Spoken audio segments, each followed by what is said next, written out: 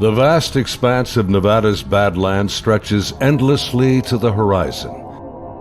Hidden within these mountain strongholds are some of America's deepest and darkest secrets. Secret aircraft and the other legends of Area 51. Among these sandstone canyons today, there's a new glimmer of truth. Shrouded in mystery, it's a story that demands to be told.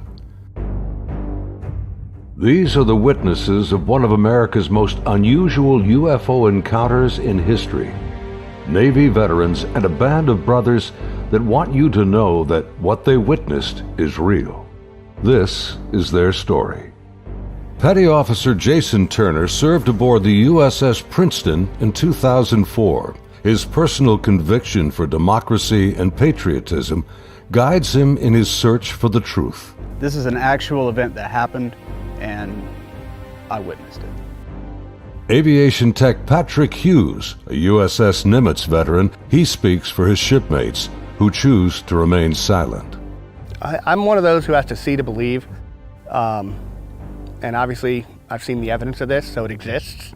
Top Gun Air Intercept Controller Kevin Day and Fire Controlman Gary Voorhees, both from the Princeton, served together in the ship's Combat Information Center. They saw them first, whatever it is they are. They wanted to show themselves, whatever they were. I don't think they wanted anything really to do with us. They were literally breaking the laws of physics in my eyes.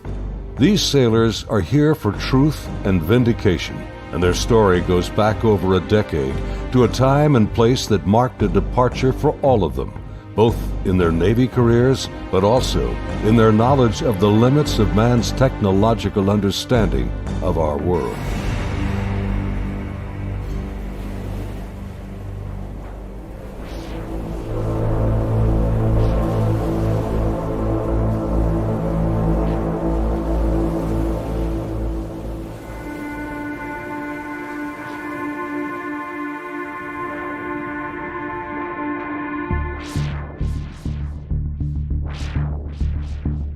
Looking out over the ocean toward the horizon, sun, sea, and sky form an endless vista, a never-ending cycle of tide, wind, and waves.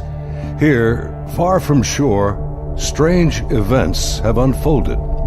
These stories stretch the boundaries of our imagination and challenge our beliefs. This is a true story of such events from the accounts of the sailors and naval aviators who experienced them. Professional military service members who want the world to know that what they encountered is real. Even more troubling, our military has no explanation. The answers seem to elude everyone, like reflections on the waves, yet they are out there.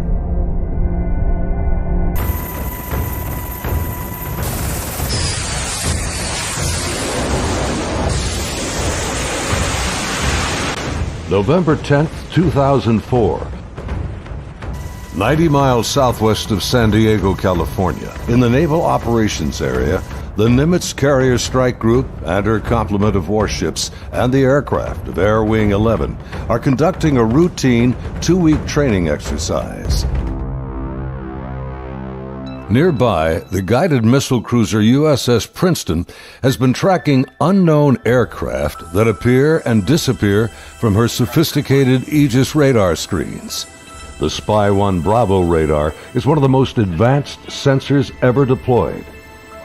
Princeton's main role is air defense of the strike group, and Operations Specialist Senior Chief Day is in charge of protecting the airspace around the Nimitz. And my job was to man the radars and ID everything that flew in the skies. And I also sat a position called Anti-Air Warfare Coordinator, where if we ever had to go to war, I was the guy that was going to launch the missiles and kill shit. In addition to that, I was an Air Intercept Controller. When the Super Hornets take off the carrier, I'm the guy that takes control and takes them to the fight and gets them home safe. Air, tactical air. And there was a lot of experience in that room. The captain had 28 years, I had 18 years. And the Aegis ship is our newest weapons system afloat. It's got the Spy 1 radar system, the phased array radar system, and I was an expert on that. Inside the Combat Information Center, Chief Day's attention is focused on a group of unknown aircraft on the Spy 1 screen. He's trying to identify them. I was on watch, and we were probably 100 miles, I forget how far exactly that day we were, off the coast of San Diego southwest, kind of off the coast of Mexico, Baja. And I started to notice these weird tracks that were popping onto my radar coverage right around San Clemente Island.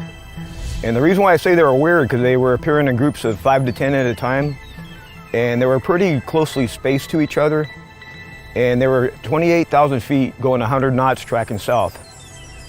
And in the back of my mind, I'm thinking, that's kind of odd. I mean, I don't know anything that flies like that. They weren't on the comm air routes, the commercial airline routes. I wasn't really that concerned about them. I didn't consider them hostile for any reason at all. Another watch or two, as I'm watching, the same formation appeared again. And over the course of 3-4 days, it probably counted up to that point, groups of 5 to 10 at a time. There were probably 50, 60 tracks by then. Today, Kevin and Gary are still looking for answers. They've known each other for over a decade since their Navy days. Gary was a third-class petty officer and fire controlman back then. I worked on the Aegis computer system on a CG-59 guided missile cruiser, the USS Princeton. I'm in charge of CEC and data recording and maintaining and operating all the mainframes that run the system.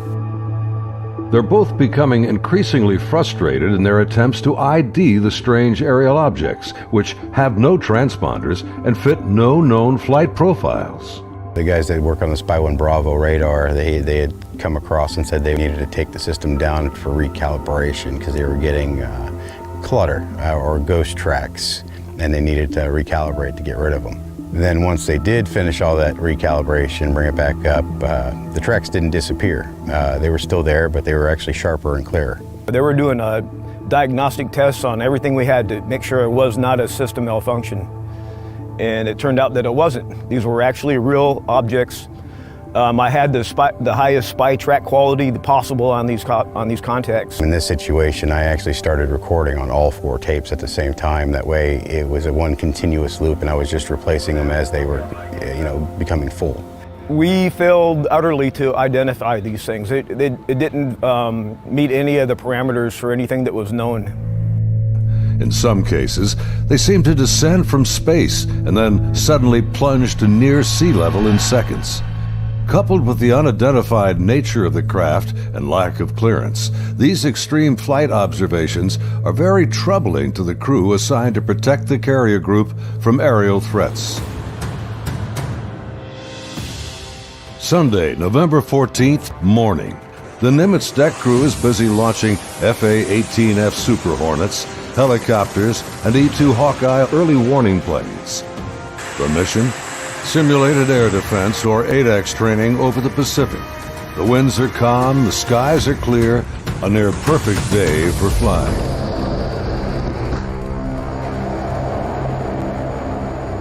As they launch, the Black Aces Squadron has no knowledge of events happening nearby. In the back of my mind, that's when I determined I was going to become concerned about these objects, is we were getting ready to launch a whole bunch of aircraft in that same piece of sky. Fast Eagle climbs out to 20,000 feet and heads to the cap station about 40 miles south of the carrier. The cap is a rendezvous point used to form up with the other airplanes. Just 25 miles separation. The commander of Fast Eagle has over a decade in the air wing. His wingman for the day is a new pilot, a young officer on her first carrier deployment. She's paired with a senior pilot, her backseat weapons system officer for the mission. He will manage navigation and the advanced radar and targeting pods on the aircraft.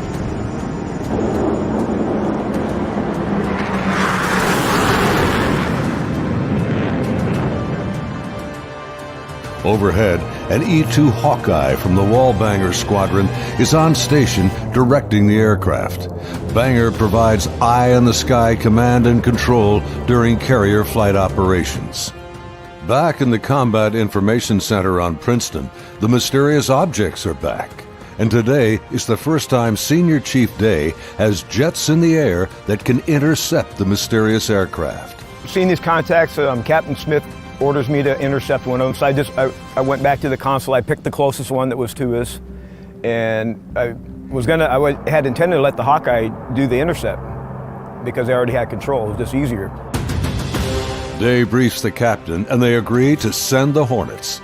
The air intercept controller aboard Princeton, call sign Charlie, radios the Hawkeye and takes control of Fast Eagle. Banger, Charlie. Charlie, this is Banger, go ahead. Banger, Charlie. Do you hold unknown air contact, bra, 27048, 28,000 feet, bogey? Charlie, Banger, negative. Radar picture is clean. The E-2 radar operators have been frustrated in their attempts to get a radar return on the unknown aerial target that Princeton is tracking. Even with their 24-foot radar dish, they can't get a lock on the object. Banger, Charlie. Transfer Fast Eagle flight to Charlie Control, button 13. We have a real-world tasking for them. Charlie, Banger, roger. Fast Eagle, Charlie, stand by for real-world tasking. Charlie, Fast Eagle, send it. We vector them towards that position in the sky, and real quiet on the radio. I'm just giving them bra calls, which is bearing range altitude, to these unknown bogey group. And basically I'm just telling their crew where the object is, the bearing from them, and the range from them, and the altitude, so they can drive towards it. Contact bra 27041, 20,000 feet, bogey, snap 270, over. Roger, bearing 270, 41 miles. 100, go trail. 100. Stay 12,000 pounds. Clean, do you have it? I'm trying to get a track on it now. They sent link 16, but my radar picture is clean. The next radio call takes everyone by surprise. Fast Eagle 110, say loadout. 110, what's your weapons loadout? Yeah, the tactical action officer, the TAO, jumps on the radio. Her name was Lieutenant Elders, and she just point blank asked the Fast Eagle flight if they were carrying any type of weapons. And there was a stunned pause on the radio. Wings clean, Princeton. We just have CAT-M training missiles, and they're not coming off the rail. We're in an exercise environment, and the last thing we wanted to do is start shooting stuff. Now the controllers have the pilot's undivided attention.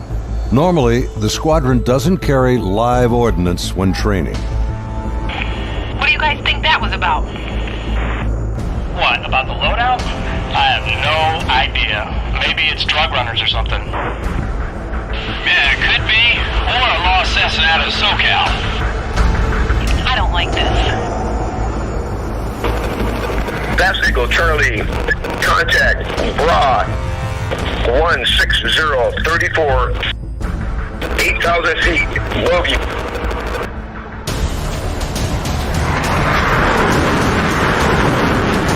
Roger, 34 miles at 8,000. Committed, your call, continuing. As Fast Eagle approaches the target, they see nothing unusual. Their onboard radars can't get a lock on the object. Fast Eagle, Charlie, bra 16010, 8,000 feet. Roger.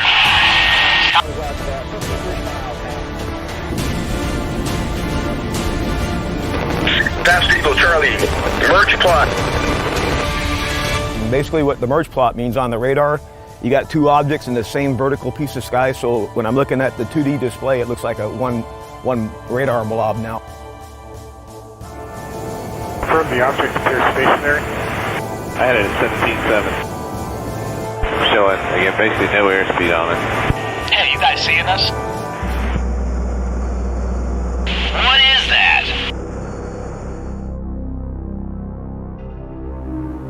As the Super Hornets approach the target, they see a disturbance on the ocean surface. It's about the size of a 737, and it looks like something could be just below the surface. 100, anchor here, Angels 2-4. Roger. Charlie, Fast Eagle. We're observing something in the water here, possibly aircraft in the water at the merge plot, just north of our position, about 2 miles. Charlie, Roger. I'm descending to Angels 14 to take a look. Do you think that's our unknown? Man, not sure. Radar's clean. As soon as he got to the merge plot position, the object that he was intercepting dropped from 28,000 feet down to 50 feet above the water in 0.78 seconds, as I found out later the next day. As the Super Hornets get closer to the ocean disturbance, he suddenly spots another craft above it, a much smaller white object with an oblong shape, hovering, then darting just above the waves.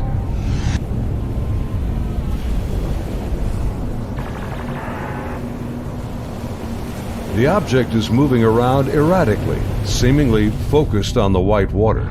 The shape is similar to a Tic Tac. It's smooth like porcelain. It's not an airplane.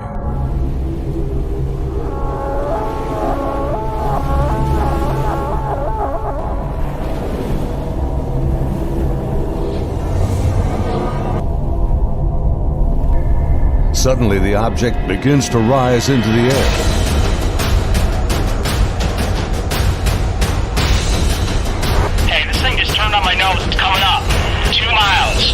The strange craft begins mirroring the turn rate of Fast Eagle. 1 Bogey, 287, 2 miles, Angels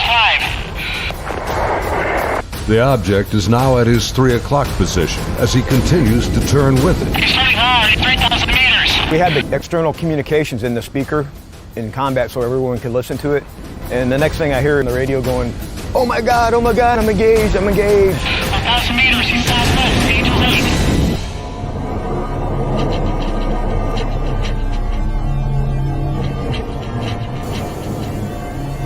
The commander is now about a mile away as he maneuvers his Hornet to get behind the unknown craft. It's about the size of an F-18, about 47 feet long, and it has no wings.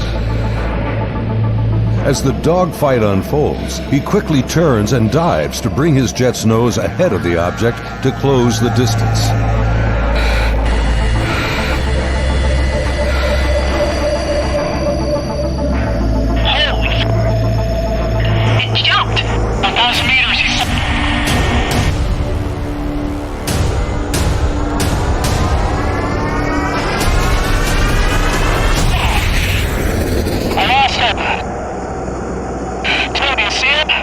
Suddenly, the Tic Tac rockets past.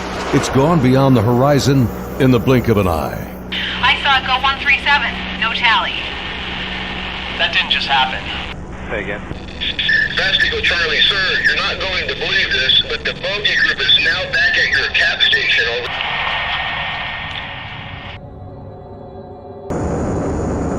As Fast Eagle returns to the area of the ocean disturbance, the object is gone, and the sea is once again calm. Soon, they land on the ship.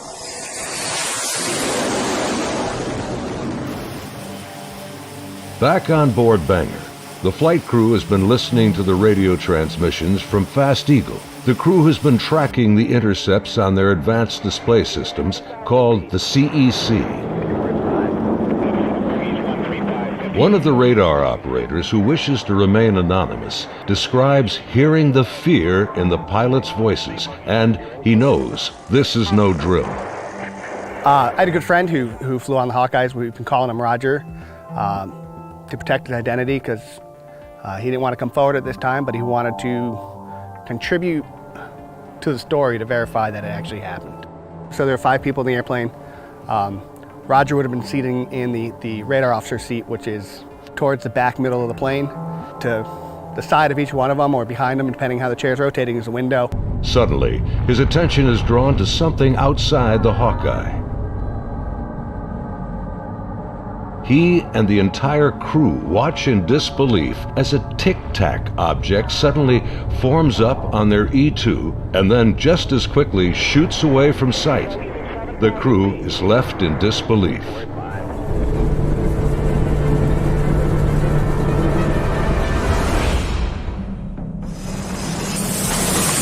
As Banger returns to the ship, the crew is shaken. The highly unusual events are troubling, but what happens next has haunted them to this day. U.S. Navy officers quickly arrive and escort the aircrew to a secure space on the ship. As the crewmen begin to take off their flight gear, an officer begins the debriefing by telling them this event did not happen, and they are given non-disclosure agreements to sign. They are warned to never discuss this event again. Again, we're preparing for the air defense exercise. Now we got all the squadrons launching off the carrier because they're all up going to do their functional check flights. Senior Chief Day watched in disbelief as the Tic Tac UFOs reacted to the incoming fighter jets. All the objects in the sky, they all dropped out of the sky from 28,000 feet down to 50 feet.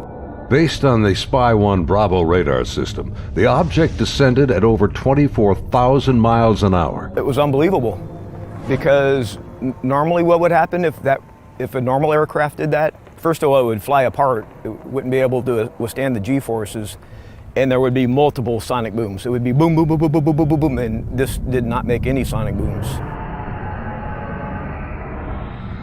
From what I observed, I saw that it went from, right around between 25 and 30,000 feet down to sea level and below sea level. Contact, tag number 042. Below sea level was confirmed to me by the actual sonar techs that were in combat, in communications with other techs that had said they had an active track on it under the water.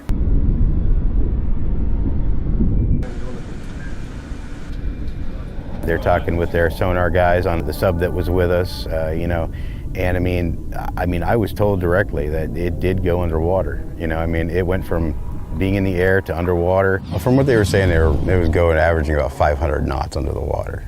So it did slow down when it hit the water, but it didn't affect it inertially. After the intercepts, both Kevin and Gary climbed up to the ship's bridge wing to get a better view of the objects through the binoculars. We go up to the bridge wing and look at them through the big eyes, which is heavily magnified binoculars that are out on the bridge wing of the ship. Even when I was off watch, I was usually up in combat anyway, and I was sitting at the console. I just picked the closest object to us, and I got the relative bearing from the ship, slave over to the relative bearing at about the right altitude, and saw this white light in the sky. The movements were smooth to erratic. They just moved from one point to another. It was always a very sharp and clean movement. It always felt like a constant speed, not like speeding up. Just it needed to go to that point, and it decided to do it at this speed. And then it would just go from nothing to the speed they were going to go, and then stop at the next point. Meanwhile, back on the Nimitz, aviation tech Patrick Hughes is working to secure the classified data recorders from the Hawkeye that encountered the Tic Tac.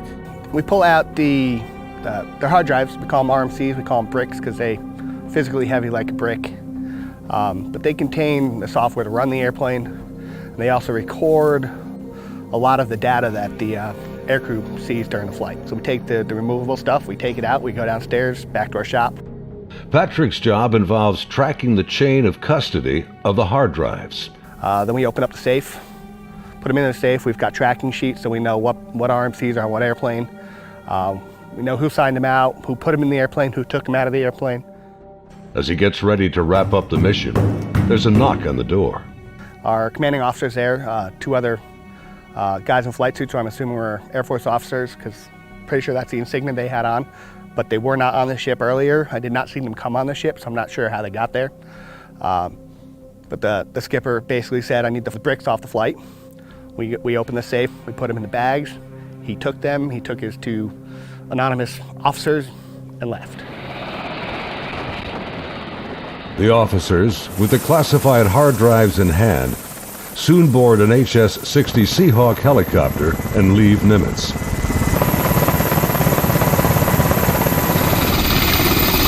Soon thereafter, Petty Officer Voorhees has his own visit by unknown officials on the Princeton. Once they landed and everybody got off, then about maybe 20 minutes later, I got called in to have all my data recording tapes turned over. And then also told that I needed to reload CEC because it had been wiped. So it was, so I turned over all the tapes, and then they also said if there's any even blank tapes to erase anything else that's in the shop. Well, they were plainclothes people that came aboard on the helicopter. It was my chain of command that took control of the tapes from me. The helo left with them after that, so because we went right back to flight ops. The link between the Tic Tacs and these men is unknown. How they became aware of the UFO encounters and how they arrived so quickly on board after the event is also a mystery.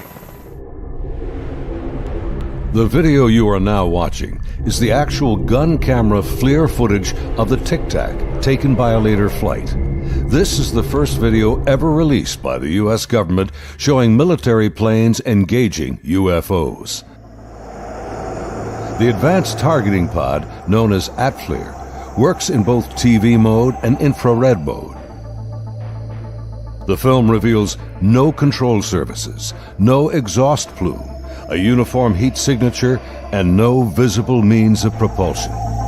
Gary and his shipmates saw the FLIR film on their consoles and on the secret LAN aboard the Princeton. It was a much clearer video. You could see the shape of the ship. You could see it, moving. I tried to go and get a disc to come make a copy of it, and by the time I got back, it was already off of our hard drive, off the secret LAN. No access to it whatsoever. Petty Officer Jason Turner also saw a much higher resolution version of the FLIR film showing strange appendages extending from the object. But it did have some protruding at the bottom of it. I couldn't tell if they were curled back or straight down. Jason says the video was approximately 10 minutes in length and much longer than the video that has been released. I saw this video playing, and I'd ask him, is this what we're training, or what's part of this training that we're going through? And he said, no, this is real life. And when I saw it, it was a very clear image, a very clear video, and this thing was going berserk, like making turns, like, it's incredible. The amount of G-forces that it would put on a human that this thing was doing. The jets were like trying to trail this thing, and it would just run off and leave them. It would just poof, gone, and then it would come back, and then you would see it, and then it made a maneuver, like they were chasing it straight on. It was going with them. This thing stopped, turned, and just phew, gone. That's the only way to describe what it looked like. Dude, this is a fucking drone, bro. There's a whole fleet of them. Look on the ASA. My gosh. Just 11 years later, fighter jets from USS Roosevelt filmed this anomalous object in 2015. Well, if there's a thing, it's rotating. Like the Nimitz encounter, they too were conducting routine training when fleets of UFOs were encountered by the pilots. The Nimitz encounters remained cloaked secrecy for over 13 years. The first-hand testimony about UFO sightings is practically unheard of from military service members.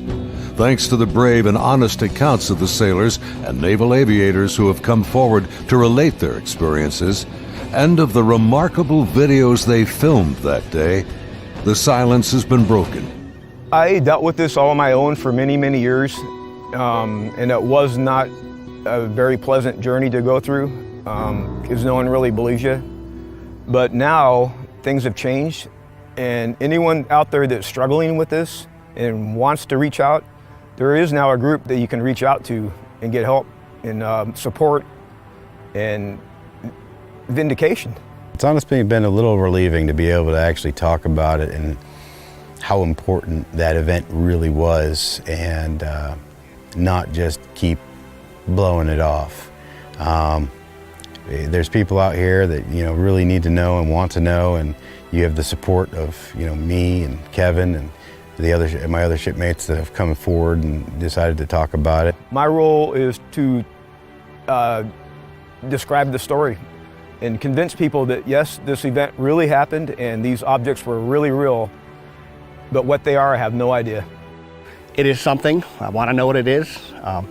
That's the whole reason I chose to come forward to contribute to the story, because there is a story here, there is more information here.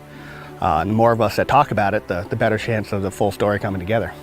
And it's vindication for us that other people are looking into it, and we finally tell our story and people listen.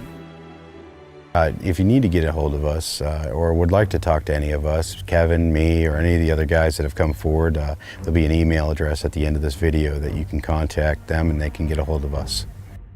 If you or someone you know has witnessed unknown objects from military ships or planes, please contact us at the address on your screen. You can remain anonymous. As we strive to understand these encounters and come to terms with what they mean, there's something far beyond the horizon and the limits of our comprehension waiting for all of us.